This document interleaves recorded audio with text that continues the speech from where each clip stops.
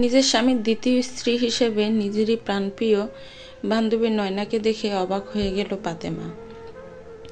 কখনো ভাবতেই পারেনি সে যে তার স্বামী এবং বান্ধবী মিলে তাকে এভাবে ধোঁকা দিবে। ফাতেমা নয়নাকে অতিক্রম করে নিজের স্বামী সোহেলের সামনে গেল। সোহেলের সামনে গিয়ে অশ্রুসিক্ত নয়নে বলল, কেন করলে তুমি এমন? কি দোষ ছিল আমার? সোহেল চুপ করে রইল। এর মধ্যে ফাতেমার 5 বছর বয়সী মেয়ে ফারিয়া দৌড়ে চলে এলো সেখানে। এসে বলে উঠল, আব্বু তুমি আর নয়না আন্টি এমন বড় বউ সেজে আছো কেন? ফাতেমা এবার আর নিজেকে আটকে রাখতে পারে না, চোখের জল ফেলতে থাকে সোহেলের সামনেই। যা দেখে হয়তো সোহেলের মন কিছুটা গলে, তাই সোহেল বলে, লেট মি এক্সপ্লেইন। ফাতেমা ইশারা করে সোহেলকে থামিয়ে দেয়।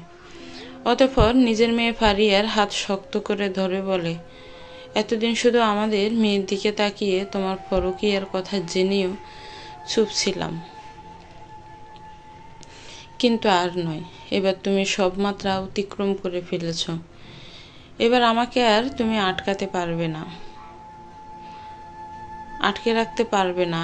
আমার মেয়ের জন্য এতদিন মুখ বুজে সব সহ্য করেছিলাম, কিন্তু আর নয়, এবার আমার মেয়ের জন্যই আমি ঘুরে দাঁড়াবো।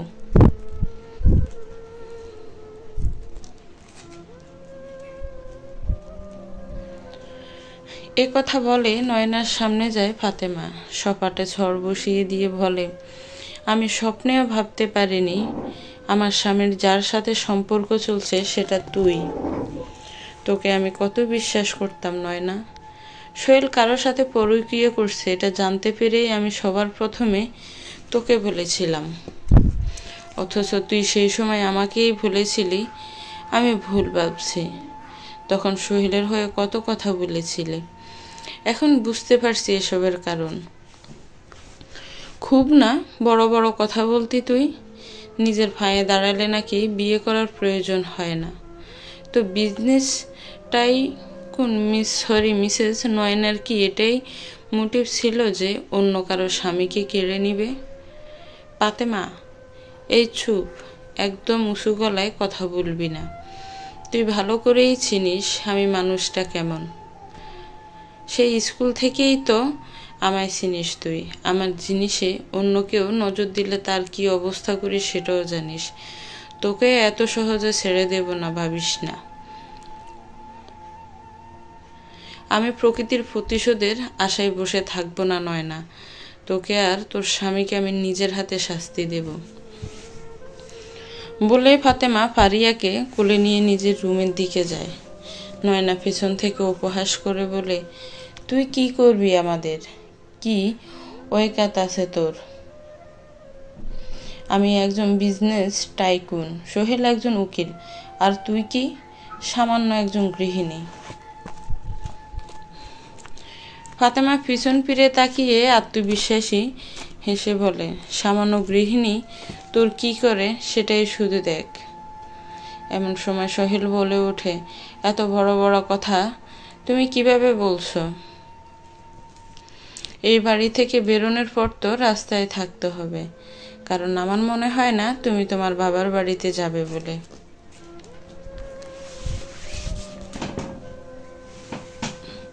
ফাতেমা একটু বিচলিত হয়ে পড়ে। সত্যি সে তার বাবার বাড়িতে যেতে পারবে না, কারণ বাবা মা অনেক আগে মারা গেছে। তার ভাই ভাবি তারা যে তাকে আশ্রয় দেবেন এটা সে ভালো করেই জানে। তবে ভেঙে পড়ার মেয়ে তো ফাতেমা নয়, তাই সে হাসি মুখেই বলে, আমাকে নিয়ে তোমাকে এত ভাবতে হবে না। আর যাই হোক না কেন, আমি আমার মেয়েকে এই নরকে রাখবো না।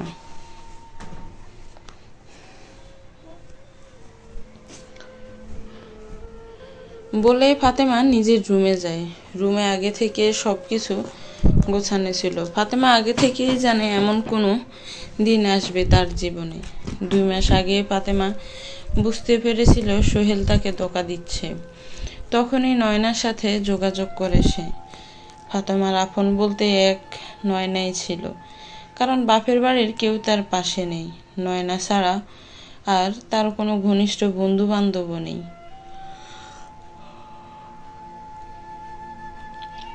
এজন্য নয়নাকে নিজের সব গোপন কথা শেয়ার করত।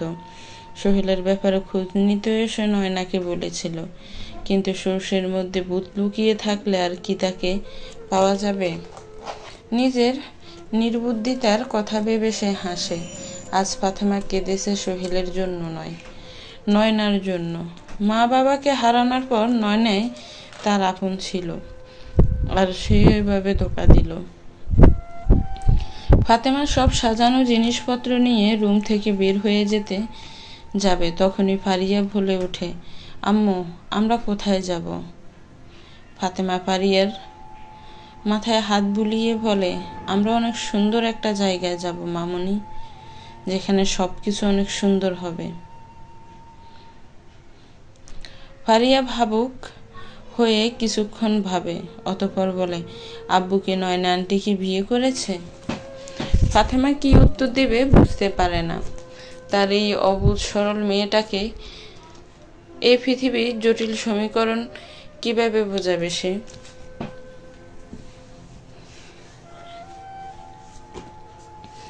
ফাতেমার ভাবনার মধ্যে ফারিয়া বলে ওঠে, আই হেট আব্বু।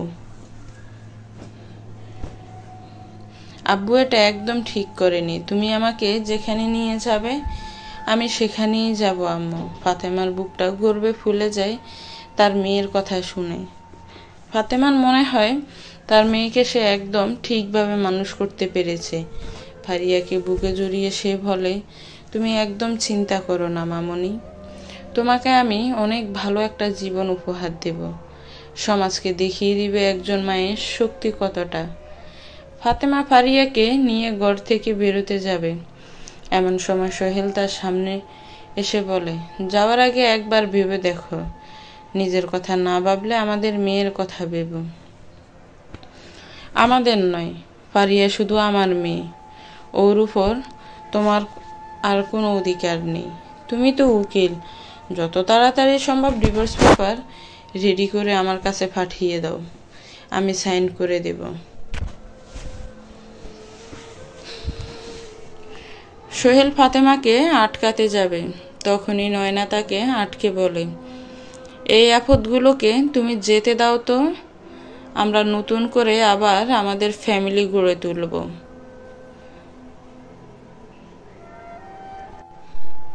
ফাতেমা দাঁড়িয়ে গিয়ে বলে, সব কিছুকে এতটা সহজ ভাবিস না নয়না, তোদেরকে আমি সুখী হতে দেব না।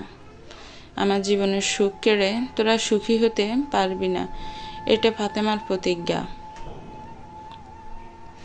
নয়না বলে, আরে যা যা, তুই কি করতে পারবি দেখে নেব। ফাতেমা আর কোনো বাক্য ব্যয় না করে বাড়ি থেকে বেরিয়ে আসে। বাইরে এসেছে চিন্তায় পড়ে যায়, এখন কোথায় যাবে। তখনই হঠাৎ কিছু একটা মনে করে নিজের ফোন বের করে কল করে শ্রেয়াকে। শ্রেয়া তার একজন বান্ধবী। নয়নার মতো তার সাথে একটা ঘনিষ্ঠ সম্পর্ক ছিল না, অনেক দিন থেকে তার সাথে যোগাযোগ নেই। তবে ফাতেমা জানে শ্রেয়া তাকে সাহায্য করবে, কারণ মেয়েটা অনেক ভালো মনের। ফোন করার কিছুক্ষণ পরে শ্রেয়া ফোনটা রিসিভ করে বলে, বল ফাতেমা, কেমন আছিস? তুই আমায় মনে রেখেছিস? এত সহজে কিভাবে ভুলবো? তোর মতো ব্রিলিয়েন্ট স্টুডেন্টকে কি ভোলা যায়? আমাদের ভার্সিটির মধ্যে তোর সিজিই তো সব থেকে বেশি ছিল। আমি তো ভেবেছিলাম তুই অনেক ভালো কোনো জায়গায় যাবি, কিন্তু সেই তো গৃহিণী হলি। ফাতেমা আফসোসের সুরে বলে, সেটাই তো সব থেকে বড় ভুল করেছি জীবনে, এখন সেই ভুল শুধরে নিতে হবে। আচ্ছা, তুই কি এখন নিজের স্বপ্ন পূরণ করেছিস? হ্যাঁ, আমি এখন নিজের একটা কফি শপ করেছি এবং একজন সাকসেসফুল ওম্যান হতে পেরেছি। তোর ওখানে আমাকে কটা দিন আশ্রয় দিবি? হ্যাঁ, কেন নয়, কিন্তু তোর আশ্রয় কি প্রয়োজন? সে অনেক কথা ফোনে বলা সম্ভব নয়। আমি তোর ওখানে গিয়ে তারপর তোকে সব বলছি। ঠিক আছে, আয়। নয়না সোহেলের বক্ষে মাথা রেখে শুয়ে আছে, আর সোহেল নয়না চুলে বিলি কেটে দিচ্ছে। সোহেল তখন অন্য চিন্তায় মগ্ন ছিল। নয়না সেটা খেয়াল করে সোহেলের উদ্দেশ্যে বলে, কি ভাবছো তুমি? সোহেল ভাবুক স্বরে বলে, ভাবছি আমার মেয়েটার কথা। ফাতেমা যতই যাই বলুক, ও কি একা ফারিয়াকে সামলাতে পারবে? সোহেলের কথা শুনে নয়না তেলে বেগুনে জ্বলে ওঠে। আচমকা উঠে বসে সোহেলের কলার ধরে বলল, ওই মেয়েটার জন্য তোমার এত কিসের চিন্তা? আর এত চিন্তা থাকলে আমায় কেন বিয়ে করলে? তুমি ভুল ভাবছো নয়না, ফাতেমাকে নিয়ে আমার চিন্তা নেই, কিন্তু ফারিয়া তো আমার নিজের মেয়ে, তাই আমার তো ওকে নিয়ে চিন্তা হবেই। নয়না হঠাৎ করে সোহেলের শার্ট খুলতে শুরু করে। সোহেল কিছু বুঝতে পারে না। নয়না সোহেলের উদম বুকে মাথা রেখে বলে, ভুলে যাও ফারিয়াকে। আমাদের সংসারে আমি তোমাকে নতুন সন্তান উপহার দেব। ওই ফাতেমার মেয়ের কথা আমার সামনে আর তুলবে না। কিন্তু সোহেলকে আর কিছু বলার সুযোগ দেবে না বলে নয়না তার মুখ চেপে ধরল। অতঃপর বেশ লাস্যময় কণ্ঠে বলল, এখন আর কোনো কথা না বেবি, চলো আজ আমরা আমাদের বিবাহিত জীবনের প্রথম রাতটা উপভোগ করি। সোহেল আর কিছু বলে না। নতুন নারী পেয়ে ভুলে যায় নিজের অতীতকে, মত্ত হয় নয়নার মাঝে। ফাতেমা ফারিয়াকে কোলে নিয়ে দাঁড়িয়ে আছে একটা ছাউনির নিচে। আকাশ কালো মেঘে ছেয়ে গেছে, যে কোনো সময় হয়তো বৃষ্টি নামবে। ফাতেমা কালো আকাশের দিকে তাকিয়ে বলে, আমার জীবনের মতো হয়তো প্রকৃতিও আজ অন্ধকারে ছেয়ে গেছে। ফাতেমা নিজের কোলে ঘুমন্ত ফারিয়ার মাথায় হাত বুলিয়ে দিতে দিতে বলে, আমার জীবন যতই অন্ধকারে নিমজ্জিত হোক না কেন, আমি আমার মেয়ের গায়ে তার কোনো আঁচ ফুটতে দেব না। আমার মেয়েটা তো কোনো দোষ করেনি, তাই আমি ওকে কোনো শাস্তি পেতে দেব না। শাস্তি তো পাবে ওই শয়তান দুটো। বলেই ক্ষিপ্ত নয়নে সোহেলের ফ্ল্যাটের দিকে তাকালো ফাতেমা। দীর প্রত্যয় নিয়ে বলল, তোমাদের ধ্বংস অনিবার্য। ফাতেমা অনুভব করলো বৃষ্টি পড়ছে, তাই সে ছাউনির আরো ভেতরে চলে গেল, যেন তার মেয়ে না ভেজে। এরই মধ্যে তার সামনে একটা গাড়ি এসে থামলো। গাড়ি থেকে নামলো শ্রেয়া। গাড়ি থেকে নেমে সে এগিয়ে গেল ফাতেমার দিকে। ফাতেমা শ্রেয়াকে দেখে খুশি হলো, বলল, তুই এসেছিস? আসতে তো আমাকে হতোই, তো বল কেন ডাকলি আমায়? গাড়িতে যেতে যেতে বলি, হ্যাঁ নিশ্চয়ই। শ্রেয়ার গাড়িতে উঠে পড়লো ফাতেমা। ঘুমন্ত ফারিয়া তখনও তার কোলে। যেতে যেতে শ্রেয়াকে সব কথা খুলে বলল ফাতেমা। সব শুনে শ্রেয়ার মাথায় তো আগুন জ্বলতে লাগলো। শ্রেয়ার ইচ্ছে করছিল সোহেল আর নয়নাকে খুন করে দেওয়ার। শ্রেয়া রাগী কণ্ঠে বলে উঠল, তুই এভাবে চুপচাপ চলে এলি কেন? তোর তো সোহেল আর নয়নার নামে মামলা করা উচিত ছিল। যাই হোক, এখনো দেরি হয়নি, চল আমি তোকে পুলিশ স্টেশন নিয়ে যাচ্ছি। ফাতেমার সঙ্গে সঙ্গে বলে উঠল, না, এমনটা করা যাবে না। সোহেল একজন উকিল, ও কোনো না কোনোভাবে ঠিকই আইনের ফাঁক ফোরক দিয়ে বেরিয়ে আসবে। তাছাড়া নয়নারও ক্ষমতা কম না, আর এভাবে ওদের বশও করা যাবে না। তাহলে তুই কি ওদের এভাবেই ছেড়ে দিবি? এত বড় অন্যায় করেও কি ওরা কোনো শাস্তি পাবে না? শাস্তি তো ওরা পাবেই। আমি ওদের শাস্তি দিব, যেটা দেখে সবার আত্মা কেঁপে উঠবে। বলে এর আগে কাঁপতে লাগলো ফাতেমা। সে জানে তার এখন এত অস্থির হলে চলবে না। যা করতে হবে সেটা বেশ ঠান্ডা মাথায় করতে হবে। অধৈর্য হয়ে পড়লে কোনো কাজই ঠিকঠাক হবে না। শ্রেয়া হঠাৎ বলে ওঠে, তোর এই অবস্থার জন্য কোথাও না কোথাও তো নিজেই দায়ী। তুই পড়াশোনায় কত ভালো ছিলিস, তোর মা বাবার কত স্বপ্ন ছিল তোকে নিয়ে, অথচ তুই সব স্বপ্ন জলাঞ্জলি দিয়ে বিয়ে করে সংসার করতে লাগলি। শ্রেয়ার কথায় ফাতেমা নিজের অতীতে ডুব দেয়। সত্যি কি দোষটা তারই ছিল? ফাতেমা যখন সবেমাত্র অনার্সে ভর্তি হয়, তখনই তার মা বাবা সড়ক দুর্ঘটনায় মারা যায়। এরপর তার ভাই ফাহিমই তার একমাত্র অভিভাবক ছিল। ফাহিম ফাতেমাকে আগলে রাখলো কিছুদিন, বছর দুয়েক বেশ ভালোই কাটলো। এরপর ফাহিম বিয়ে করলো। প্রথম প্রথম সবকিছু ঠিকই চলছিল, তবে একসময় ফাতেমা আবিষ্কার করলো তার ভাবি তাকে মোটেই আর পছন্দ করছে না, তাকে বোঝা মনে করছে।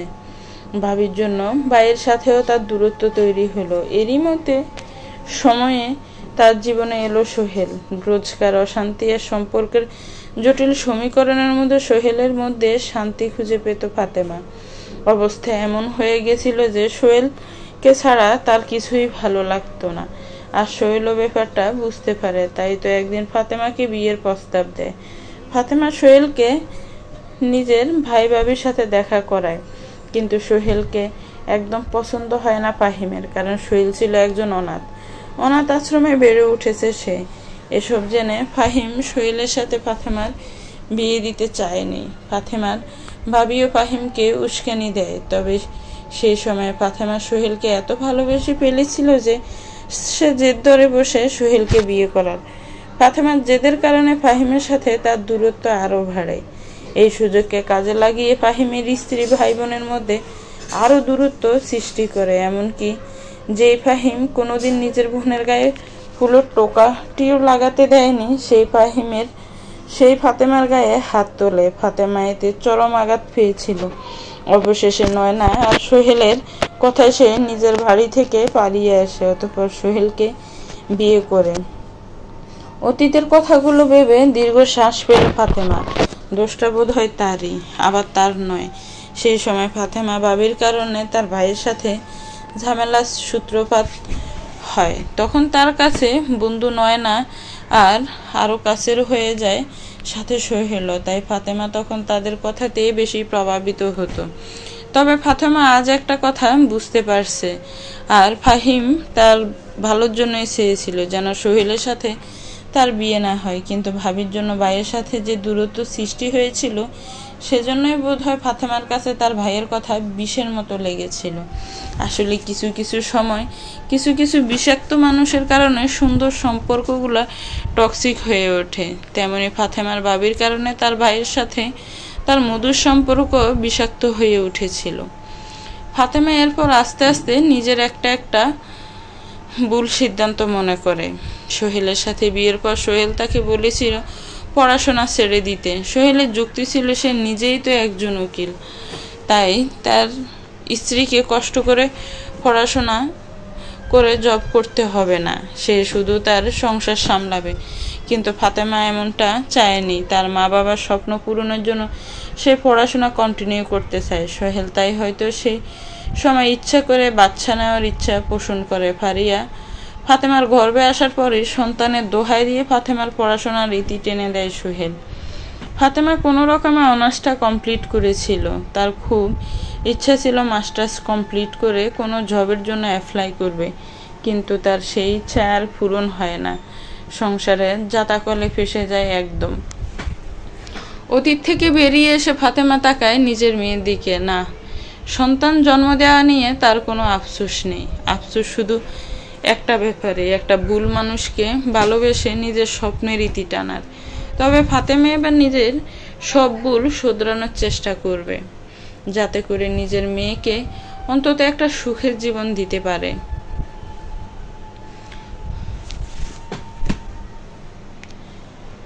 শ্রেয়ার গাড়ি এসে থামলো একটা বিলাসবহুল ফ্ল্যাটের সামনে। শ্রেয়া গাড়ি থেকে নেমে ফাতেমাকেও বলল গাড়ি থেকে নামতে। ফারিয়া ঘুমও ততক্ষণে ভেঙে গেছে। সে চুপচাপ নিজের মায়ের কোলে বসেছিল। ফাতেমা নিজের মেয়ের মাথায় হাত বুলিয়ে বলেছিলাম না তোমায় একটা নতুন জায়গায় নিয়ে আসব। এখন থেকে আমরা কিছুদিন এই আন্টির সাথে থাকব, তারপর নিজেদেরও একটা ব্যবস্থা করে নেব। ফারিয়া কিছু বলে না, তবে চুপ থেকে সে তার মায়ের সিদ্ধান্ত মেনে নিয়েছে এটা বোঝায়।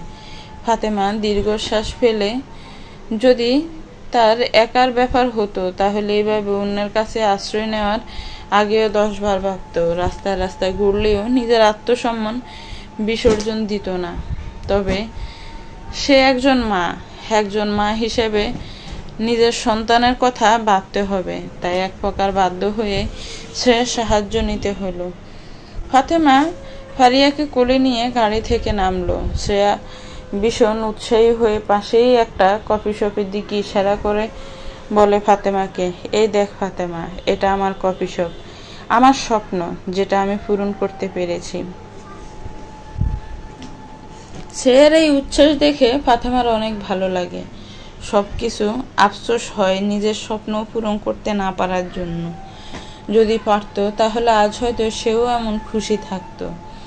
ফাতেমা কফি শপের কাছাকাছি যায়, বেশ ভালোভাবে ডেকোরেট করা। শ্রেয়া ভীষণ আগ্রহ নিয়ে ফাতেমার কাছে নিজের কফি শপের বর্ণনা দিতে থাকে। যখন তার মনে পড়ে ফাতেমা অনেকক্ষণ থেকে দাঁড়িয়ে আছে, তখন জিভ কেটে বলে, সরি, আমি খেয়ালই করিনি তুই দাঁড়িয়ে আছিস, চল আমাদের বাসায় চল, সেখানে গিয়ে বাকি কথা হবে।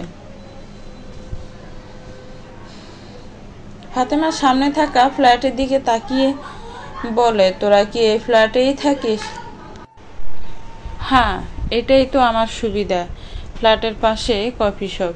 এই ফ্ল্যাটের 10 তলায় আমি আর আম্মু থাকি, আর 11 তলায় আমার ভাইয়া ভাবি আর তাদের ছেলে থাকে।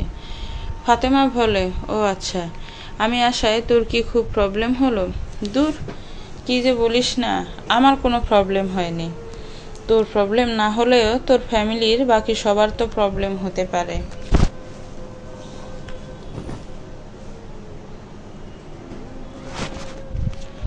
বাকিদেরও প্রবলেম হবে না, আম্মু তো তোকে দেখে অনেক খুশি হবে দেখিস। আর তোর ভাইয়া ভাবি, ওদের কথা বাদ দে, ওরা এমনিতেও আমাদের ব্যাপারে মাথা ঘামায় না। ওরা ওদের ফ্ল্যাটে থাকুক, আমরা আমাদের ফ্ল্যাটে। তো চল। ফাতেমা সায় জানায়। নয়না গোসল শেষে একটা তোয়ালে গায়ে পেঁচিয়ে বাথরুম থেকে বের হয়। তার দিকে হা করে তাকিয়ে থাকে সোহেল। নয়না মুচকি হেসে সোহেলের দিকে এগিয়ে গিয়ে বলে, এভাবে কি দেখছো?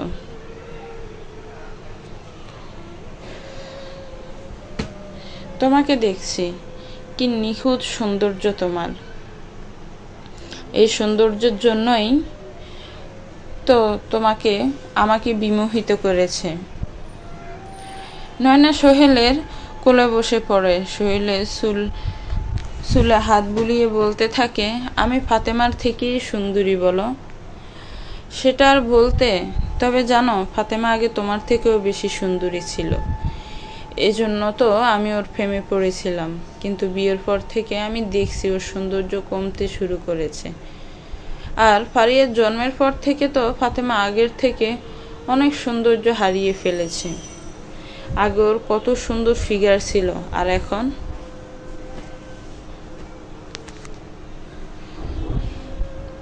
নয়না হেসে বলে, এজন্যই বুঝি তুমি আমার প্রেমে পড়েছ? হ্যাঁ, তুমি এখন ফাতেমার থেকে অনেক সুন্দরী। নয়না তৃপ্তির হাসি হাসে। অবশেষে তার উদ্দেশ্য সফল হয়েছে। নয়নার মনে সবসময় ফাতেমার জন্য হিংসা ছিল। যদিও ফাতেমা নয়নাকে নিজের বেস্ট ফ্রেন্ড, নিজের বোনের মতো দেখত, কিন্তু নয়নার দিক থেকে অনুভূতিটা অন্যরকম। নয়নার এখনো মনে পড়েছে স্কুল কলেজের দিনগুলো। ফাতেমা দেখতে তার থেকেও বেশি সুন্দরী ছিল, পড়াশোনাতেও ছিল ফার্স্ট ক্লাস। এজন্য সবাই নয়না থেকে বেশি ফাতেমাকেই পছন্দ করত। এজন্য নয়না ফাতেমাকে একদমই সহ্য করতে পারত না, তবুও তার সাথে ভালো ব্যবহার করত, যা আত্মে তার নাটক ছিল। তবে নয়না সবসময় চেয়েছিল ফাতেমার ক্ষতি করতে, ফাতেমাকে কষ্ট দিতে। এজন্য সে ফাতেমার অগোচরে তার অনেক ক্ষতি করেছে, যা ফাতেমা জানতেও পারেনি। ফাতেমা ছিল মধ্যবিত্ত পরিবারের, আর নয়নার বাবা একজন ধনী ব্যবসায়ী। এটাই ছিল নয়নার একমাত্র দিক, যে দিক দিয়ে সে এগিয়ে, কিন্তু এটা তার জন্য যথেষ্ট ছিল না। সে সব দিক দিয়ে ফাতেমার থেকে এগিয়ে যেতে চেয়েছিল। এজন্যই তো সোহেলের সাথে ফাতেমার বিয়ের পর নয়না সোহেলের ব্রেন ওয়াশ করে ফাতেমার পড়াশোনা বন্ধ করে দেয়। সে সময় নয়না সোহেলকে এটাই বুঝিয়েছিল যে ফাতেমা অনেক সুন্দরী, তাই সে এভাবে বাইরে পড়াশোনা করলে পরকীয়ায় জড়িয়ে যেতে পারে। সোহেলও নয়নার ভালো বন্ধু ছিল, তাই নয়নার কথা তাকে প্রভাবিত করেছিল। তবে ফাতেমার পড়াশোনা বন্ধ করে নয়না সম্পূর্ণ শান্তি পায়নি। সে চেয়েছিল ফাতেমাকে আরো অসহায় করে দিতে। ফাতেমার পড়াশোনা বন্ধ করতে না পারলেও ফাতেমাকে স্বামী সন্তান নিয়ে সুখী দেখে নয়না জ্বলত ভীষণ। ঈর্ষে এতটাই অন্ধ হয়ে গেল যে শেষ পর্যন্ত সোহেলের দিকে নজর দিল। নয়নার একটা প্লাস পয়েন্ট ছিল যে ফাতেমা এবং সোহেল দুজনেই তার বন্ধু, এজন্য দুজনেই তার সাথে নিজেদের অনেক কথা শেয়ার করত। ফাতেমা আর সোহেলের কথায় একসময় নয়না বুঝতে পারে তাদের মধ্যে ধীরে ধীরে দূরত্ব সৃষ্টি হচ্ছে, আর এই সুযোগটারই সদ্ব্যবহার করে সে। ফারিয়া জন্মের পর থেকে সন্তানরা সংসার সামলানো চাপে ফাতেমার সৌন্দর্যে মলিনতা দেখা দেয়, আর এটাই সোহেলকে তার প্রতি উদাসীন করে তুলেছিল। এই সুযোগকে কাজে লাগিয়ে নয়না সোহেলকে নিজের দিকে আকর্ষণ করে। নিজের এসব কুকীর্তি ভেবে হাসতে থাকে নয়না। তার আজ চিৎকার করে বলতে ইচ্ছে করছে, দেখ ফাতেমা, আজ আমি তোর থেকে সব কেড়ে নিয়েছি, তোকে সম্পূর্ণ ভেঙে গুড়িয়ে দিয়েছি। ফাতেমা আর ফারিয়াকে নিজের বাসায় নিয়ে এলো শ্রেয়া।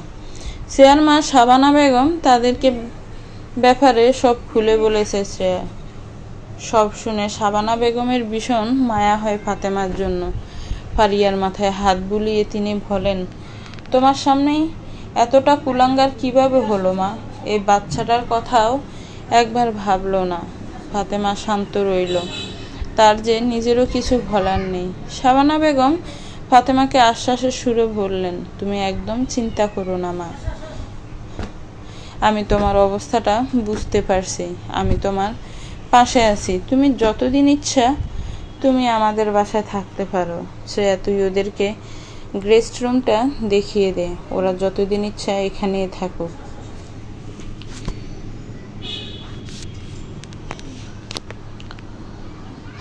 ফাতেমা কৃতজ্ঞতা সূচক দৃষ্টিতে তাকায় শাবানা বেগমের দিকে, বলে, আপনাকে অনেক ধন্যবাদ আন্টি, আপনারা আছেন জন্যই আমি আমার মেয়েটাকে নিয়ে নিশ্চিত হতে পারলাম। আপনাদের এই ঋণ যে আমি কিভাবে শোধ করব?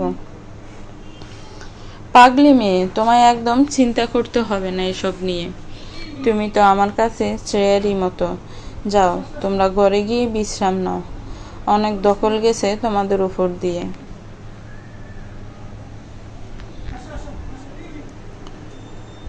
শ্রেয়া ফাতেমা আর ফারিয়াকে গেস্ট রুমে নিয়ে যায়, তাদের রুমটা দেখিয়ে দিয়ে বলে, তোর আপাতত এখানেই থাক। ফাতেমা আবারও শ্রেয়ার হাত ধরে বলে, তোকে অসংখ্য ধন্যবাদ শ্রেয়া। আরে বারবার এভাবে ধন্যবাদ দিতে হবে না, আমি কিন্তু রেগে যাব। এই বলে একটু থেমে আবারও বলে, তুই তোর স্বামী এবং তার দ্বিতীয় স্ত্রীর একটা ব্যবস্থা কর। ওরা তোর প্রতি যে অন্যায় করেছে তার শাস্তি ওরা না যতক্ষণ পাচ্ছে আমি ততক্ষণ শান্তি পাবো না। ফাতেমা দীর্ঘশ্বাস ফেলে বলে, শাস্তি তো আমিও পাবো না, কিন্তু এতটা অধৈর্য হলে চলবে না, ঠান্ডা মাথায় সবটা করতে হবে। ফাতেমা ফারিয়াকে ভাত খাইয়ে দেওয়ার চেষ্টা করছে, কিন্তু ফারিয়া কিছুতে খেতে চাইছে না। আসলে এত আঘাত মেয়েটা মেনে নিতে পারেনি, বাবাকে খুব ভালোবাসে যে। বাবার হঠাৎ করে এই দ্বিতীয় বিয়ে তার মধ্যে পরিবর্তন এনেছে। ফাতেমা সবটাই বুঝতে পারছে। তার তো এখন বুক ফেটে কান্না পাচ্ছে, কিন্তু সে নিজেকে শক্ত রেখেছে। নিজের মেয়েকে যে তার শক্ত হাতে সামলাতে হবে। কোনো রকমে ফারিয়াকে খাইয়ে তাকে ঘুম পাড়িয়ে দেয় ফাতেমা। অতঃপর নিজের ফোনটা হাতে নেয়। সোহেল ও নয়নার একসাথে ছবি একটা বার করে। এই ছবিটা তাদের ভার্সিটি লাইফের। ফাতেমা অগ্নিদৃষ্টিতে ছবিটার দিকে তাকিয়ে বলে, আমারও আমার মেয়ের জীবনকে নরক বানিয়ে তোমরা শান্তিতে থাকবে, এটা তো হতে পারে না। তোমাদের তো আমি কিছুতেই শান্তিতে থাকতে দেব না। এই বলে ফাতেমা ফেসবুকে একটা জনপ্রিয় গার্লস পেজের সাথে যোগাযোগ করেছে। এই পেজটিতে বিভিন্ন নারী এরা তাদের সাথে ঘটে যাওয়ার বাজে ঘটনা শেয়ার করত। সেসব ঘটনা ফেসটিভি পজিশন করা হতো। অতীতে এই ফেসটিতে অনেক পোস্টই ভাইরাল হয়েছে, আর তাতে অনেক মুখোশ জনসম্মুখে এসে পড়েছে। ফাতেমা তাই আজ নিজের সাথে ঘটে যাওয়া সকল ঘটনা ফেসটির ইনবক্সে পাঠিয়ে দেয়, সাথে করে সোহেল এবং নয়নার ছবিটাও দেয়, যাতে সমাজের সবাই দুটো মানুষের কুৎসিত গল্পটা জানতে পারে।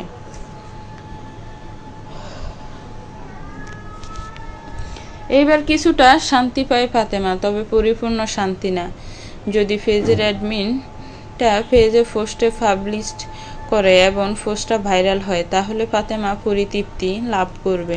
নয়না ও সোহেলের আজ বেরিয়েছে একটা রেস্টুরেন্ট ক্যান্ডেল নাইট ডিনার করার জন্য। সোহেল আগ্রহেই মূলত এর আয়োজন করা হয়েছে। নতুন বউ পেয়ে তার মনে রং লেগেছে, জীবনেটা সুন্দরভাবে উপভোগ করতে মন চাইছে। নির্লজ্জের মতো নয়নার হাত ধরে শহরের একটা স্বনামধন্য রেস্টুরেন্টে প্রবেশ করে সোহেল। তাদের দেখে একজন মহিলা ঘৃণার দৃষ্টিতে তাকায়। তার সাথে বসে থাকা তার বান্ধবীকে ফোনে কিছু একটা দেখায়। ধীরে ধীরে রেস্টুরেন্টের অনেকজনই তাদের দিকে অন্য দৃষ্টিতে তাকায়। সোহেল ও নয়না বুঝতে পারছিল না সবাই তাদের দিকে এভাবে দেখছে কেন। নয়না বলে ওঠে, সবাই আমাদের এভাবে দেখছে কেন সোহেল? আমিও সেটাই ভাবছি। আচ্ছা বাদ দাও, চলো আমরা গিয়ে একটা টেবিলে বসি। এই বলে সোহেল নয়নাকে নিয়ে একটা টেবিলে গিয়ে বসে। এমন সময় একজন মহিলায় উঠে এসে তাদের টেবিলের কাছে এসে সোহেলের উদ্দেশ্যে বলে, আপনার কোনো লজ্জা নেই? নিজের স্ত্রী সন্তানকে ছেড়ে দিয়ে এখন আরেকটা মহিলাকে নিয়ে বেহাল্লাফোনা করছেন। সোহেল অবাক হয় ভীষণ, নয়নার দিকে তাকায় অদ্ভুত দৃষ্টিতে। নয়না মহিলার দিকে তাকিয়ে বলেন, কে আপনি আর কি সব বলছেন? মহিলাটি এবার নয়নার দিকে তেড়ে গিয়ে বলে, আপনি তো কথাই বলবেন না, বেহায়া মহিলা। নিজের বান্ধবীর সংসার ভেঙে এখন নাটক শুরু করছেন।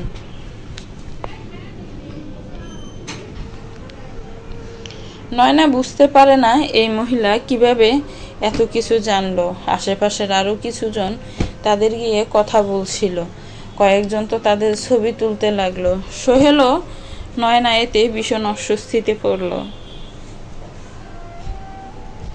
সোহেল নয়নাকে বলল, আমার মনে হয় এখানে বেশিক্ষণ থাকা আমাদের জন্য নিরাপদ নয়। নয়না, চলো আমরা বাসায় যাই। হ্যাঁ চলো। এই বলে নয়না ও সোহেল রেস্টুরেন্ট থেকে বেরিয়ে আসে। বাসায় ফিরে অনলাইনে ডু মারতে নয়না বুঝতে পারে কেন আজ রেস্টুরেন্টে তাদের এমন অপ্রীতিকর পরিস্থিতিতে পড়তে হলো। ফাতেমার করা পোস্ট সোশ্যাল মিডিয়ায় একদম ভাইরাল হয়ে গেছে। সোশ্যাল মিডিয়া এখন একটাই নিয়ে তর্ক বিতর্ক চলছে। সবাই সোহেল ও নয়নাকে যা নয় তাই বলে অপমান করছে। দুই একজন অবশ্য তাদের পক্ষেও কথা বলছে। সমাজে এমন মানুষ তো আর কম না।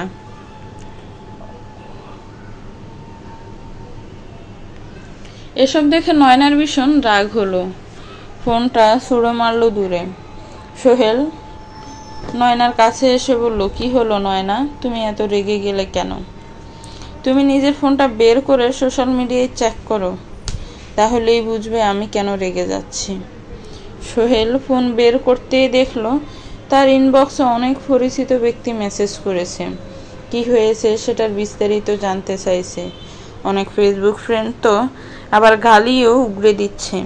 এর মধ্যে সোহেলের ফোনে তার এক সহকর্মীর ফোন এলো। সেও ফোন কলে সোহেলকে বিড়ম্বনায় ফেলে দিল। নয়না একেবারে জ্বলে যাচ্ছিল এসব দেখে। সোহেলের উদ্দেশ্যে চিৎকার করে বলল, এই তুমি এখনই ওই ফাতেমাকে ফোন করো, আমি ওর একটা ব্যবস্থা করছি তাড়াতাড়ি। কি ভেবেছেটা কি ও এইভাবে আমাকে শায়েস্তা করবে?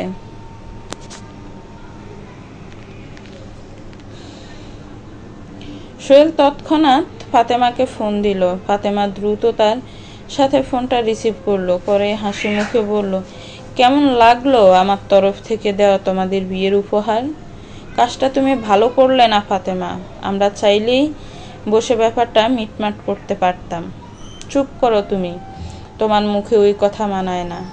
সোহেল আর কিছু বলার আগে নয়না ফোনটা কেড়ে নেয়, গর্জে ওঠে বলে, তুই কিন্তু আমাকে চিনিস না ফাতেমা, আমার সাথে টক্কর নিতে আসিস না। তোর এমন অবস্থা করবে যে তুই সেটা ভাবতেও পারছিস না।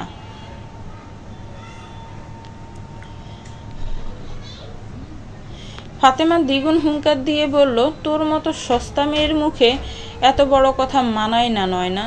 তোর মতো মেয়েদের থেকে তো পতিতালয়ের পতিতারা ভালো, তারা অন্তত কারো সংসার ভাঙে না। ফাতেমা, মুখ সামলে কথা বল। মুখ অনেক সামলেছি নয়না, এবার আর না।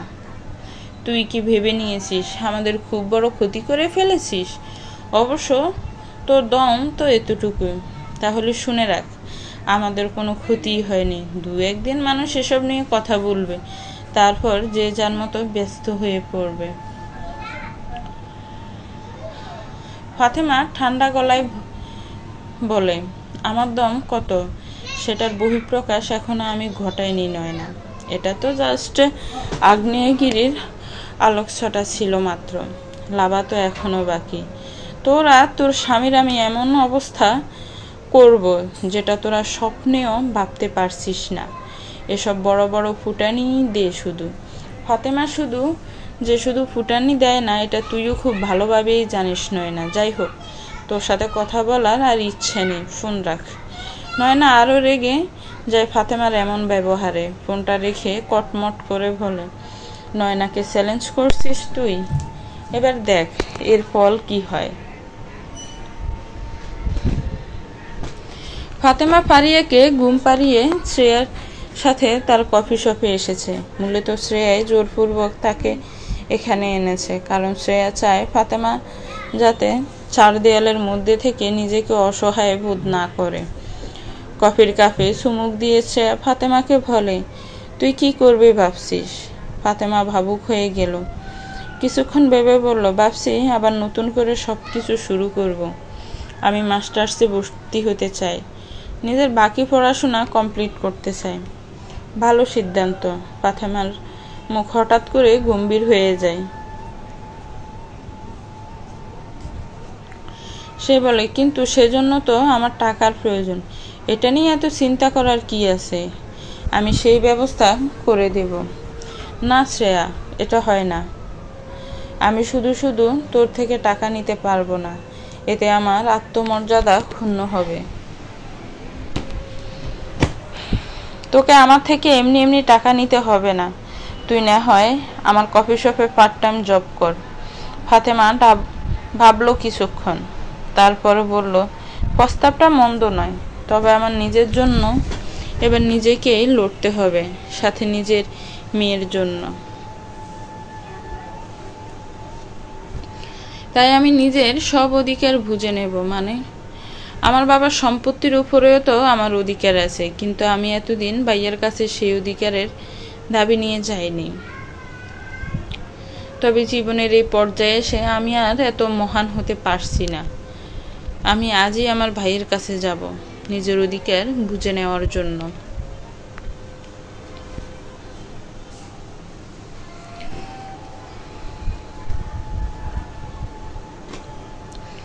ফাতেমা আজ এসে উপস্থিত হয়েছে তেজগাঁওয়ে, নিজের বাবার বাড়িতে।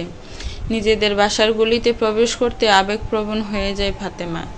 এই গলিতে তার কত স্মৃতি জড়িয়ে আছে, সাথে রয়েছে কত পাওয়া না পাওয়ার হিসেব। নিজের বাবার বাড়ির সামনে এসে থমকে যায় ফাতেমা। কিছুই বদলায়নি, সবটা এখন আগের মতোই আছে, শুধু বদলে গেছে কিছু সম্পর্কের সমীকরণ। এই বাড়িতেই বড় হয়ে ওঠা দুই ভাই বোনের সম্পর্কের বন্ধন, যা ছিল অটুট, তা আজ একেবারে বিলীন হয়ে গেছে। ফাতেমা অতীতের কথা ভেবে একটা দীর্ঘশ্বাস ফেলে। অতীতের স্মৃতিগুলো মধুর এবং তিক্ততায় ভরা, তবে তার বর্তমানের লড়াইয়ের জন্য তার এখানে আসাটা যে বড্ড জরুরি ছিল। জীবনের নতুন যে লড়াই এসে নেমেছে, সেখানে সে সহায় সম্বলহীন হয়ে থাকলে চলবে না। আমরা যতই মুখে বলি না কেন অর্থ সকল অনর্থের মূল, কিংবা মানি ডাজ নট ম্যাটার। প্রকৃত অর্থে এই সমাজে টিকে থাকতে গেলে অর্থের প্রয়োজনই সব থেকে বেশি।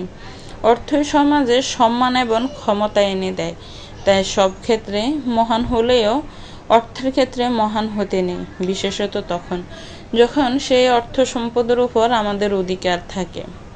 ফাতেমা বাড়ির সামনে দাঁড়িয়েছিল অনেকক্ষণ, অনেক কিছু ভাবনা চিন্তা করলো, তারপর সব দ্বিধাদ্বন্দ্বকে ফাঁসে ঠেলে কলিং বেলে চাপ দিল পরপর দুবার। কিছুক্ষণের মধ্যে দরজা খুলল। খুন্তি হাতে বাসা থেকে বেরিয়ে এলো ফাতেমার ভাবি মোহনা। মোহনা ফাতেমাকে দেখে যে একদম খুশি হয়নি সেটা তার মুখ দেখে সহজেই অনুমেয়। ফাতেমা অবশ্য এটাই আশা করছিল। বাইরে দাঁড়িয়ে সে বলল, আমায় ভেতরে আসতে বলবে না ভাবি? মোহনা কাট কাট গলায় বলল, তুমি এখানে কেন এসেছো? কি চাই তোমার এখানে?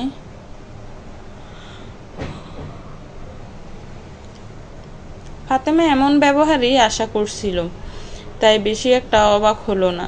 তার ভাবি যে একটুও বদলানি সেটা বোঝাই যাচ্ছে। ফাতেমা মৃদু হেসে বলল, নিজের বাড়িতে আসার জন্য কি কোনো কারণ দরকার?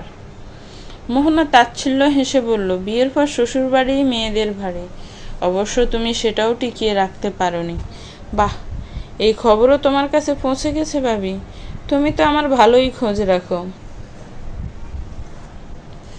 মোহনা মুখ বাঁকিয়ে বলো, খোঁজ রাখতে হয় বই কি, কারণ আমি তো জানি তোমার বোঝা এবার আমাদের ঘাড়ে এসেই চাপাতে হবে। তবে তোমায় আমি একটা কথা স্পষ্ট করে বলে রাখি, আমি বা তোমার ভাই কেউই তোমার বোঝা টানতে ইচ্ছুক নই। এমনিতেই আমাদের সংসার চলে নানা অভাব অনটনে, তারপর যদি তুমি এসে জোটো তাহলে? ফাতেমা মোহনাকে অভয় দিয়ে বলে, তুমি একদম চিন্তা করো না ভাবি, আমি এখানে থাকার জন্য কিংবা তোমাদের ঘাড়ে বোঝা হওয়ার জন্য আসিনি। আমি এসেছি নিজের অধিকার আদায়ের জন্য। তোমার অধিকার মানে? ফাতেমা কোনো জবাব দেবে তার পূর্বে ফাহিম এসে উপস্থিত হলো। মোহনাকে বলল, কে এসেছে মোহনা? মোহনা গম্ভীর স্বরে বলল, কে আর আসবে বলো? তোমার গুণধর বোন নিজের সংসার ভেঙে এখন আমাদের সংসার ভাঙতে এসেছে ভাবি। ফাহিম এগিয়ে এসে মোহনাকে বেশ রাগী সুরেই বলে, তুমি ওকে ওখানে দাঁড় করিয়ে রেখেছ কেন? ভেতরে আসতে দাও।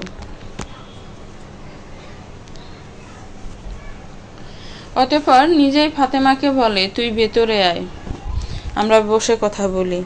ফাতেমার প্রতি ফাহিমের এত নরম ব্যবহার একদম সহ্য হয় না মোহনার। সে বিড়বিড় করে বলে, ঢং যত।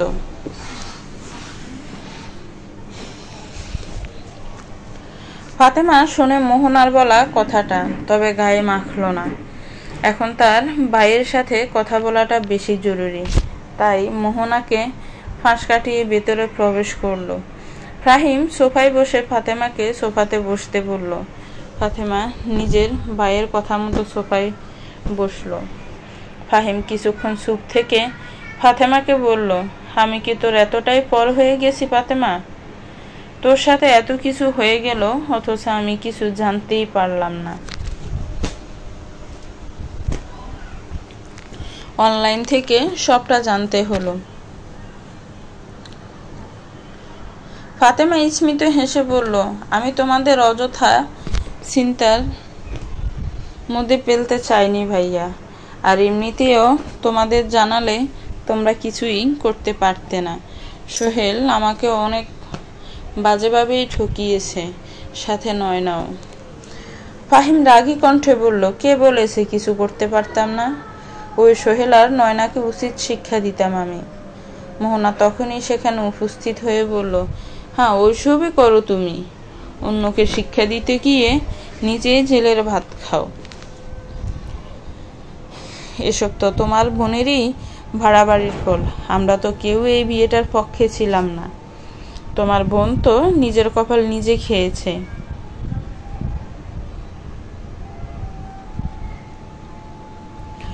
মোহনার কথায় আজ আর নিজেকে সামলাতে পারল না ফাহিম। নিজের মনে এতদিনে জমা সব দুঃখ আজ উগলে দিত। বলতে লাগলো, তুমি কোন মুখে এসব কথা বলছো মোহনা? তুমি কি ভেবেছ আমি এতদিন তোমায় কিছু বলিনি, এজন্য আমি কিছু বুঝতে পারিনি? আমি সবই বুঝেছি। বিয়ের কিছুদিন পর থেকে আমি খেয়াল করছি আমার বোনের প্রতি তোমার কিসের যেন একটা রাগ। প্রথম দিকে আমি এজন্য তোমায় বকেছি, কিন্তু এতে কোনো লাভ হয়নি। আমারও এখনো মনে আছে, একদিন তুমি ফাতেমার হাতে গরম পানি ঢেলে দিয়েছিলে। সেদিন আমি রাগ সামলাতে না পেরে তোমার গায়ে হাত তুলেছিলাম, আর সেদিনই তুমি বিষ খেয়ে সুইসাইডের চেষ্টা করো। আমি ফাতেমাকে এসব কিছু বুঝতে দেইনি। তোমায় হাসপাতালে নিয়ে গিয়ে ওকে মিথ্যা বলেছি যে তুমি বাপের বাড়িতে চলে গেছো কিছুদিনের জন্য। এরপর তুমি সুস্থ হওয়ার পর আমি তোমাকে অনেক বুঝিয়েছি আমার বোনটার সাথে ভালো ব্যবহার করার জন্য, কিন্তু তুমি তো তুমিই। বাড়িতে ফিরে তুমি ওর সাথে আরো খারাপ ব্যবহার করতে লাগলে। আমি কিছু বলতে গেলেই মরার হুমকি দিতে। এত ঝামেলা আমার আর সহ্য হচ্ছিল না। এজন্যই আমি ফাতেমাকে অযথা বকতাম, যাতে অন্তত তোমার রাগ কমে, তুমি একটু শান্ত হও। কিন্তু তোমার মধ্যে পরিবর্তনই নেই। তোমার জন্য আমাদের ভাই বোনের সম্পর্ক খারাপ হয়ে গেল, যার দরুন আমার বোনের সাথে আমার এতটাই মানসিক দূরত্ব তৈরি হলো যে ও আমার বিরুদ্ধে গিয়ে বিয়েও করে নিল। নিজের ভাইয়ের কথাগুলো শুনে স্তব্ধ, নির্বাক হয়ে গেল ফাতেমা। সে বুঝতেই পারেনি তার অগোচরে এত কিছু হয়ে গেছে। এখন ফাতেমা বুঝতে পারছে ফাহিমকে কতটা মানসিক চাপের মধ্যে দিয়ে যেতে হয়েছে। এদিকে এত কথা শোনার পরও মোহনার মধ্যে কোনো ভাবলেস নেই। সে নিজের দাপট বজায় রেখে বলে, তুমি একটা কথা কান খুলে শুনে রাখো, তোমার এই ডিভোর্সি বোন যেন আমাদের সংসারে এসে না ওঠে, তাহলে কিন্তু আমি এই বাড়ি ছেড়ে চলে যাব।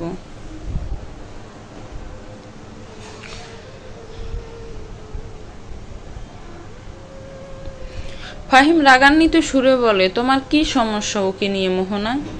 আমাদের তো কোনো সন্তানও নেই, শুধু তোমার আর আমার ছোট্ট সংসার। সেখানে ফাতেমা আর ওর মেয়ে এলে কি সমস্যা? মোহনা চোখে এবার অশ্রুবর্ষণ শুরু হয়। সে বাড়ি শাড়ির আঁচল দিয়ে নিজের চোখের জল মুছে বলে, এভাবে আমি যে নিঃসন্তান এটা মনে করিয়ে দেওয়ার জন্য ধন্যবাদ। ঠিক আছে, তুমি থাকো তোমার বোনকে নিয়ে। তোমার বোন হয়তো কিছুদিন পর তোমাকে অন্য একটা ভালো মেয়ে দেখে বিয়েও দিয়ে দিবে। তারপর তাকে নিয়ে সুখে সংসার করিও তুমি।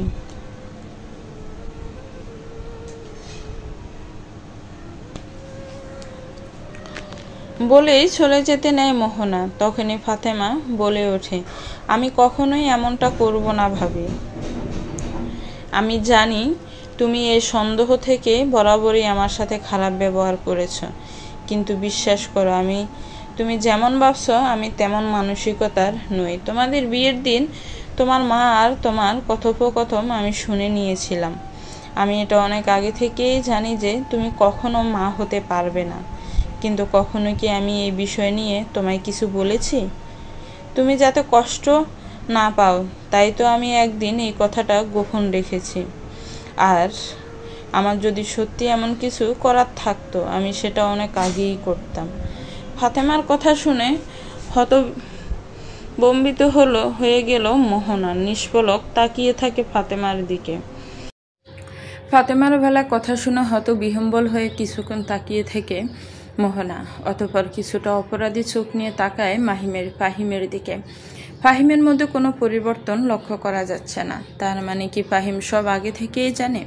মোহনার মনে থাকা প্রশ্নটা সে বাইরে প্রকাশ করতে পারছিল না, তাই ফাহিমই বলে ফেলে, আমি অনেক আগে থেকেই কথাটা জানি মোহনা। 2 বছর আগে তোমার বাবা যখন মৃত্যু শয্যায় ছিল তখন তিনি আমাকে সবটা জানিয়েছিলেন।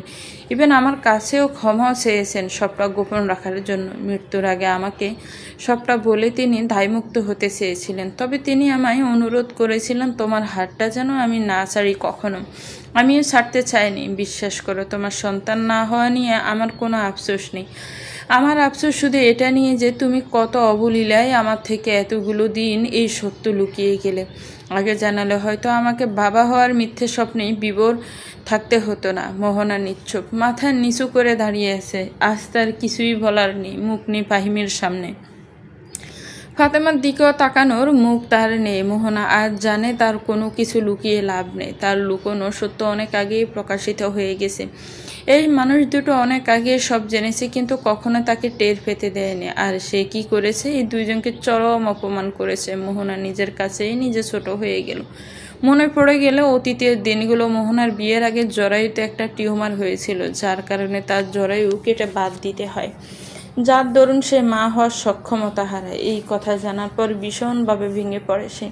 মোহনার বিয়ের বয়স হওয়ার পর আশেপাশের পাড়া প্রতিবেশী আত্মীয় স্বজন যারা চাপ দিতে থাকে, মোহনার পরিবারও তার জন্য মেয়ে দেখতে শুরু করে।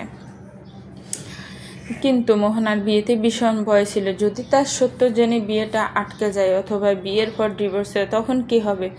এজন্য অনেকে ভেবেচিন্তে সে তার মা বাবাকে জানায় তার এই সমস্যার কথা, গোপন রেখে বিয়ে ঠিক করতে এবং পারলে কোনো অনাথ ছেলের সাথে তার বিয়ে দিতে। কারণ এতে করে কোনো পারিবারিক চাপ থাকবে না, স্বামীকে কোনো রকম ম্যানেজ করলেই হলো। মোহনার এবং দাবি তার মা মানলেও মোহনার বাবা অমত জানায়। তখন মোহনা আত্মহুমকি দিয়ে নিজের বাবাকে রাজি করায়। মোহনার বাবা অনেককে খুঁজে ফাহিমের সন্ধান পান। ফাহিমের কিছু বছর আগে মা বাবা দুর্ঘটনায় মারা গেছে। পরিবার বলতে আছে শুধু একটা বোন, যেও বিয়ের পর আলাদা হয়ে যাবে। তাই তিনি ফাহিমের সাথেই নিজের বিয়ে ঠিক করেন, সব সত্য গোপন রেখে। অতঃপর বিয়েটা হয়েও যায়।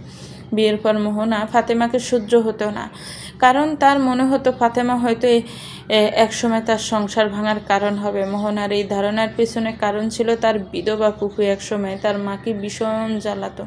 কারণ মোহনার মায়ের কোনো ছেলে সন্তান হয়নি, তারা দুই বোন ছিল। এমনকি তিনি তার মায়ের মগজ ধোলাই করে মোহনার বাবার দ্বিতীয় বিয়ে দিতে চেয়েছিলেন, যদিও বা মোহনার বাবার অনিচ্ছার কারণে সফল হননি। নিজের প্রতি হীনমন্যতা এবং অতীতের কথাগুলো ভেবে মোহনার ভীষণ ভয় হয়। তার উপর ফাহিম ফাতেমাকে নিজের প্রাণের চেয়েও বেশি ভালোবাসত। ফাতেমা ছিল তার চোখের মণি। তাই মোহনার ফাতেমাকে ঘিরে ভয় তৈরি হয়।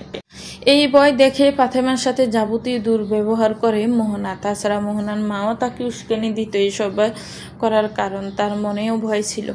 অতীতের কথাগুলো ভেবে মোহনার এখন ভীষণ কান্না পায়। ফাহিম ফাতেমার সামনে সে আর দাঁড়িয়ে থাকতে পারছিল না, তাই তন্ত্রফায়ে ঘরের ভিতরে চলে গেল। ফাহিম একটা দীর্ঘশ্বাস ফেলে বলে, মোহনা আজীবন ভুল ধারণা বয়ে নিয়ে বেরিয়ে নিজের অজান্তে সব শেষ করে দিলে। ওর ভেতরের ভয়টাই ওকে এতটা কুটিল করে তুলল। ফাতেমা বলল, এসব কথা বাদ দাও ভাইয়া, যা হবার হয়ে গেছে, এখন তার কিছু বদলাবে না। এসব কথা বাদ দিলেও ওই সোহেলার নয়নাকে এত সহজে আমি ছেড়ে দিতে পারবো না। ফাতেমা, তুই এখনো ওদের নামে মামলা করিসনি কেন? কারণ ওদেরকে আমি নিজের হাতে শাস্তি দিতে চাই। জানি না তোর মাথায় কি ঘুরপাক খাচ্ছে। যাই হোক, তোর ভাই এখনো বেঁচে আছে, তাই তোকে অসহনীয় হয়ে ঘুরতে হবে না। তুই তোর মেয়েকে নিয়ে আজই আমার বাড়িতে শিফট কর। এটা হয় না ভাইয়া, আমার উপস্থিতি ভাবিকে কষ্ট দিতে পারে, আমি এমনটা চাই না। ভাবি যতদিন না মন থেকে আমায় মেনে নেবে ততদিন আমি এখানে আসতে পারবো না। তুমি এই বিষয়টা নিয়ে জোর করে না, আমি নিজের ব্যবস্থা করে নিয়েছি। আমি আজ এখানে এসেছি অন্য একটা কারণে। কি কারণ বল? আসলে ভাইয়া, আমি আবার আমার পড়াশোনাটা শুরু করতে চাইছি। তাছাড়া ফারিয়ার যাবতীয় খরচ তো আছেই, মেয়েটা বড় হচ্ছে তো, এজন্য আমার টাকার প্রয়োজন। তাই তোকে এত চিন্তা করতে হবে না, আমি তোর সব দায়িত্ব নেব। কিন্তু ভাইয়া, কোনো কিন্তু না, তোর ভাবি এমনি বলেছে। আমার অভাব অনটনের সংসার আসলে মোটেই এমন কিছু না। আমি যা আয় করি তাতে দুজনে খেয়ে পড়ে অধিকাংশ টাকা বেঁচে থাকে। এমনকি তোর মেয়ের দায়িত্ব নিলেও আমার অনেক সাশ্রয় হবে। তাছাড়া এত টাকা সাশ্রয় করে কি হবে বল? আমার তো কোনো সন্তান নেই যার জন্য এসব রেখে যাব। আফসোস নিয়ে কথাটা বলে ফাহিম। কিছুক্ষণ চুপ থেকে পুনরায় বলে, তুই আপাতত এখানে আসতে না চাইলে না আসিস, তবে আমি তোর মেয়ের সব দায়িত্ব নেব। এটাতে তুই না করতে পারবি না। আর হ্যাঁ, বাবা শহরের পাশে কিছু জমি তোর নামে রেখে গেছিল, সেগুলো আমি তোকে বুঝিয়ে দিতে চাই। তোরও তো একটা ভবিষ্যৎ আছে। এছাড়া এই বাড়ির কিছু শেয়ারও তুই পাবি। ফাতেমা কৃতজ্ঞতার দৃষ্টিতে তার ভাইয়ের দিকে তাকায়। এই ভাইকেই না সে কতটা ভুল বুঝেছিল। ফাতেমা ফাহিমের বাসা থেকে সবেমাত্র বেরিয়েছিল, তখনই তার ফোনে ফারিয়ার স্কুল থেকে কল আসে। ফাতেমা ফোনটা রিসিভ করতে ফারিয়ার স্কুলের প্রিন্সিপাল তাকে বলে, আপনি ফারিয়া তাসনিমের মা ফাতেমা খাতুন বলছেন তো? জি। ফারিয়ার কি কোনো সমস্যা হয়েছে? উদ্বেগ নিয়ে কথাটা বলে ফাতেমা। বিপরীত দিক থেকে উত্তর আসে, আপনি ইমিডিয়েটলি স্কুলে আসুন, ফারিয়ার ব্যাপারে কিছু কথা বলার ছিল। ফাতেমা আর অপেক্ষা না করে দ্রুত ফারিয়ার স্কুলের উদ্দেশ্যে রওনা দেয়। ফারিয়ার স্কুলে পৌঁছে প্রিন্সিপালের রুমের বাইরে গিয়ে সেখানে আগে থেকেই সোহেলকে দাঁড়িয়ে থাকতে দেখে হতবাক হয়ে যায়। সোহেল ফাতেমার দিকে তাকিয়ে তার সাথে কথা বলতে এলে ফাতেমা ঘৃণায় মুখ সরিয়ে নেয়। প্রিন্সিপালের রুমে নক করে বলে, may I come in ma'am? Yes come. Fatema রুমে প্রবেশ করতে প্রিন্সিপাল ইশারা করে বলে, সিট। ফাতেমা বসার পরে সোহেলও সেখানে চলে আসে। প্রিন্সিপাল সোহেলকে ফাতেমার পাশে বসতে বলতে ফাতেমা প্রতিবাদ করে বলে ওঠে, এই লোকটার পাশে আমি বসতে পারবো না ম্যাম। আর আপনি এরপর থেকে কোনো গার্ডিয়ান কলে ওনাকে ডেকে পাঠাবেন না, কারণ ওনার সাথে আমার বা আমার মেয়ের আর কোনো সম্পর্ক নেই। আমিই এখন আমার মেয়ের একমাত্র গার্ডিয়ান।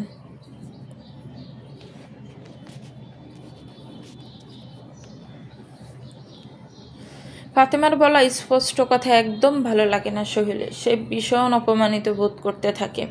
এদিকে ফারিয়ার স্কুলের প্রিন্সিপালও হকচকিয়ে গেছেন। তিনি কিছুক্ষণ চুপ থেকে অবস্থা বোঝার চেষ্টা করেন, অতঃপর গলা খাকারি দিয়ে বলেন, দেখুন, আপনাদের স্বামী স্ত্রীর মধ্যে কি সমস্যা হয়েছে সেটা আপনাদের ব্যক্তিগত ব্যাপার, এই নিয়ে আমি কথা বলতে চাই না। তবে আপনাদের এই সমস্যার প্রভাব আপনাদের সন্তানের উপর যে বাজেভাবে পড়েছে সেটা আমি বলতে পারি। ফাতেমা বলে, কি সমস্যা হয়েছে ম্যাম? আজ ক্লাসে ফারিয়ার ইংলিশ টিচার বিশ্ব অভিভাবক দিবস হিসাবে সকলকে তাদের মা বাবার সম্পর্কে কিছু স্পিচ দিতে বলেছিল। সেখানে সবাই ভালোভাবে বললেও ফারিয়া ছিল ব্যতিক্রম। নিজের মায়ের ব্যাপারে সে ভালো কথা বললেও বাবার সম্পর্কের ভীষণ বাজে কথা বলে, এমনকি নিজের বাবাকে রাক্ষসের সঙ্গে পর্যন্ত তুলনা করে, যা শুনে সবাই ভীষণ অবাক হয়ে যায়। এমনকি ওর ইংলিশ ম্যাম যখন আমাকে ব্যাপারটা বলে তখন আমিও স্তম্ভিত হয়ে যাই। আপনারা নিশ্চয়ই বুঝতেই পারছেন এতটুকু একটা বাচ্চা মেয়ের উপর কি পরিমাণ মেন্টাল প্রেশার পড়লে সে এরকম কথা বলতে পারে। ফাতেমার মুখে বিদ্রুপের হাসি ফুটে ওঠে। শৈলের যেই রূপ পারিয়ে দেখেছে তাতে করে আর এই কথা বলা অহেতুক নয়। অন্যদিকে শৈল লজ্জায় মাথা নিচু করে দাঁড়িয়ে আছে। ফাতেমা শৈলের দিকে তাকিয়ে বলে, নিজেই ভেবে দেখো কি জঘন্য কাজ করেছো তুমি। যে মেয়ের কাছে তুমি ছিলে সুপার হিরো, এখন সেই তোমাকে বিশের সাথে তুলনা করছে। অতঃপর সে ফারিয়ার প্রিন্সিপাল ম্যামকে উদ্দেশ্য করে বলে, আমার এবং আমার মেয়ের উপর দিয়ে এই কদিন কি ঝড় গেছে সেটা বোধ হয় আপনি জানেন না ম্যাম। আর আমিও সবটা বলার মতো পরিস্থিতি নেই। আমি এটা বুঝতে পারছি যে স্কুলের পরিবেশে কোনো স্টুডেন্টের এমন কথা বলা ঠিক নয়। আমি পারিয়াকে বলে দেবে এরপর থেকে যাতে স্কুলে আর এসব নিয়ে কথা না বলে। তবে ওর মনে ওর বাবার প্রতি যে ঘৃণা তৈরি হয়েছে তাতে কোনো ভুল নেই, বরঞ্চ আমি চাই এই ঘৃণা আজীবন বজায় থাকুক, কখনো যেন নিজের বাবাকে ক্ষমা না করে। বলেই ফাতেমা উঠে দাঁড়ায়। শৈলের দিকে ঘৃণা ভরা দৃষ্টিতে তাকিয়ে বাইরে বেরিয়ে আসে। সোহেল ফাতেমার পিছু পিছু আসে, এসে ফাতেমার হাত টেনে ধরে। ফাতেমা এক জটকায় হাত সরিয়ে বলে, একদম আমি স্পর্শ করবে না। তোমার স্পর্শে আমি ঘৃণা অনুভব করি, বুঝতে পেরেছ? ফাতেমা, তুমি কিন্তু এবার বেশি বাড়াবাড়ি করছো। বাড়াবাড়ির কিছু দেখোনি তুমি। সরো তো আমার সামনে থেকে। তোমায় দেখলেও আমার ঘৃণা হচ্ছে। জঘন্যতম এক পুরুষ তুমি, যাকে তার সন্তান ও রাক্ষসের সাথে তুলনা করে। তুমিই তো আমার মেয়ের মনে আমার প্রতি এত ঘৃণা তৈরি করছো। কেন করছো এমন? আমরা চাইলে বসে সব ঝামেলা মিটমাটও তো করতে পারি। ফাতেমার মুখে বিদ্রুপের হাসি ফুটে ওঠে। সে বলে, তোমার মুখে এসব কথা মানায় না সোহেল। তুমি যা করেছো তাতে তোমার চেহারাও আমি দেখতে চাই না। তোমার সাথে বসে মিটমাট করা তো দূরের কথা। এত দেমাক কিসের তোমার? আমি তখন থেকে সবটা ঠিকঠাক করতে চাইছি, আর তুমি ঝামেলা বাড়িয়েই চলছো। আমি বলছি শোনো, আমি না হয় নয়নাকে বিয়ে করেছি, তো এতে কি সমস্যা? তুমি তো চাইলেই নয়নার সাথে মিলেমিশে থাকতে পারো। আমি তোমাদের দুজনকে নিয়েই সংসার। সোহেল নিজের পুরো কথা সম্পূর্ণ করতে পারে না, তার আগেই ফাতেমা ঠাস করে থাপ্পড় বসিয়ে দেয় সোহেলের গালে। সোহেল হুঙ্কার দিয়ে বলে, ফাতেমা, তোমার এত বড় সাহস, তুমি আমার গায়ে হাত তোলো? সাহসের এখনো কিছুই দেখোনি তুমি মিস্টার সোহেল। আমাকে কি তোমার খুব সস্তা মেয়ে মনে হয় যে আমি তোমার ওই রক্ষিতা নয়নার সাথে সংসার করব? ফাতেমা, কাকে কি বলছো তুমি? একদম ঠিক বলছি, ওই নয়না একটা রক্ষিতা, বাজে মেয়ে। ভুলে যেও না তোমার সাথে এখনও আমার ডিভোর্স হয়নি, তাই এত সাহস দেখিও না। আমি এখনও তোমার স্বামী, তোমার উপরে এখনও আমার অধিকার আছে। ফাতেমা কিছু একটা বলতে গিয়েও থেমে যায়, তারপর বলে, মনে করিয়ে দেওয়ার জন্য ধন্যবাদ বলে এসে গটগট পায়ে চলে আসে। সোহেল ফাতেমাকে কয়েকবার ডাকলেও সে আর শোনার প্রয়োজন মনে করে না। ফাতেমা গাড়িতে করে ফেরার পথে নয়নাকে ফোন করে। নয়না ফোনটা রিসিভ করতে সে বলে ওঠে, হ্যালো নয়না, কেমন আছিস তুই? ফাতেমা, তুই কোন সাহসে আমায় ফোন করেছিস? সাহস আমার বড্ড বেশি, সেটা তো জানিসই। তোকে একটা জরুরি কথা বলার জন্য ফোন দিলাম। তুই বোধহয় জানিস সোহেল এখনও আমি ডিভোর্স দেয়নি, আর ভাবছি দেব না। দেখি তুমি কি করতে পারো। হ্যাঁ, 2-1 দিনের মধ্যেই দিয়ে দেবে। সে ঘুরে গেল। আর সোহেলের সাথে আমার দেখা হয়েছিল, ও নিজে আমায় বলেছে ওর সংসারে ফিরে যেতে। আমার হাতে পায়েও ধরেছে। আমার না ওর উপর ভীষণ দয়া হলো, তাই ভাবছি না না না, তোকে আমি কিছুতেই আর সোহেলের জীবনে ফিরতে দেব না বলেই নয়না ফোন রেখে দেয়। ফাতেমা তখন বিড় করে বলে, আমি ওর জীবনে মরে গেলেও ফিরবো না। কথাটা তো তোকে নিজের স্বার্থেই জানালাম। এবার আমি কাটা দিয়েই কাটা তুলব। সোহেল আজ বেশ রাত করে বাড়ি ফিরল। সে বাড়ি ফিরেই দেখলো নয়না ঘর অন্ধকার করে বসে আছে। সোহেল লাইট জ্বালিয়ে নয়নার পাশে বসলাম। এভাবে রুমে অন্ধকার করে বসে আছো কেন? একদম বসবে না আমার পাশে, তুমি যাও ওই ফাতেমার কাছে। এসব তুমি কি বলছো নয়না? আমি ফাতেমার কাছে কেন যাব? আমি তো আর ওকে ভালোবাসি না, আমি শুধু তোমায় ভালোবাসি।